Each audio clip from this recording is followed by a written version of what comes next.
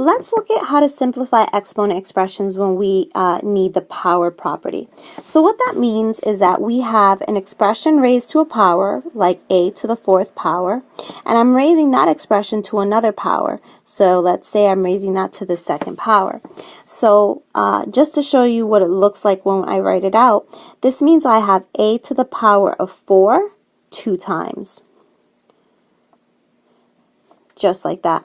And if I wrote that out even more, what that means is I have a times a times a times a on this piece, and then this piece is also a times a times a times a.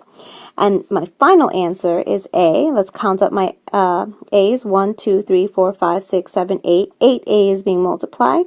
Now that sounds crazy. That means I have a to the power of 8. Now the power property gives us a nice shortcut. You probably have noticed that there's another way of doing this. I can just multiply my powers, multiply my exponents.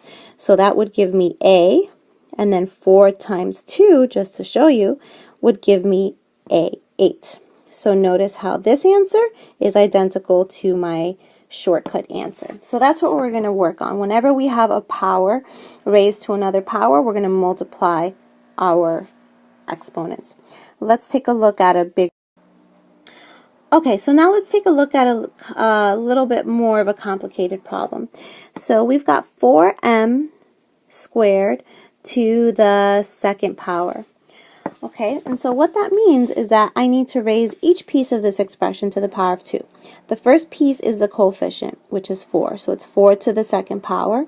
And then I'm multiplying that with the next piece, which is the m squared. So m to the power of 2, and that's raised to the second power. That's our exponent right there.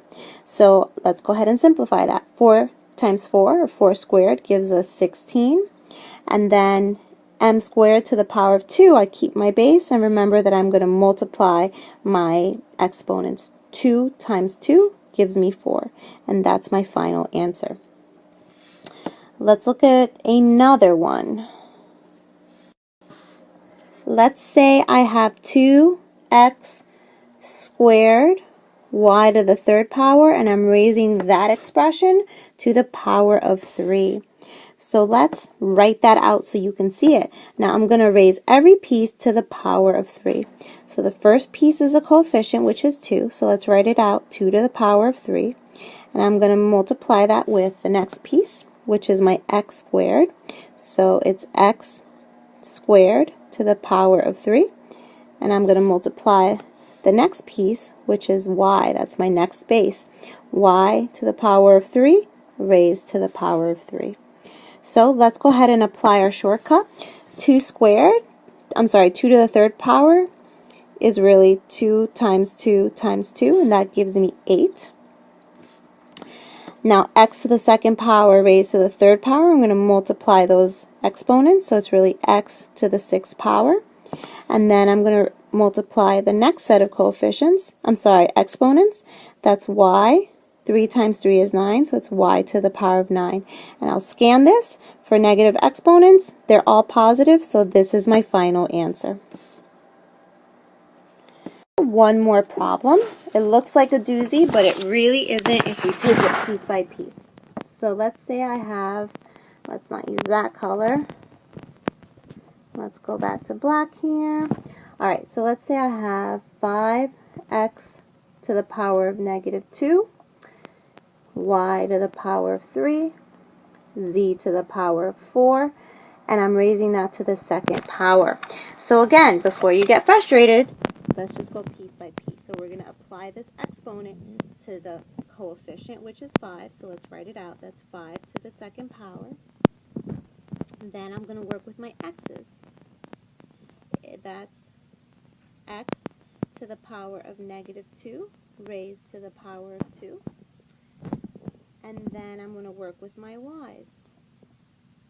So that's y. Oops. I don't know what happened there.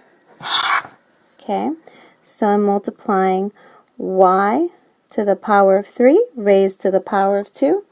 And now finally I've got my z's. So that's z to the power of 4 raised to the power of 2.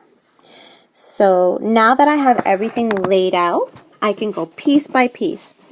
5 to the second power is really 5 times 5, and that gives me 25.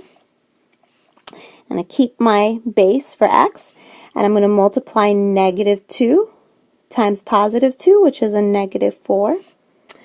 Then I'm going to go over to my y's. I'm going to keep my base, and 3 times 2 gives me an exponent of 6. And now let's go to my z's. Keep my base. 4 times 2 gives me 8. And I'm going to scan my expression, and I notice that I have one negative exponent, which is right here. I'll circle it.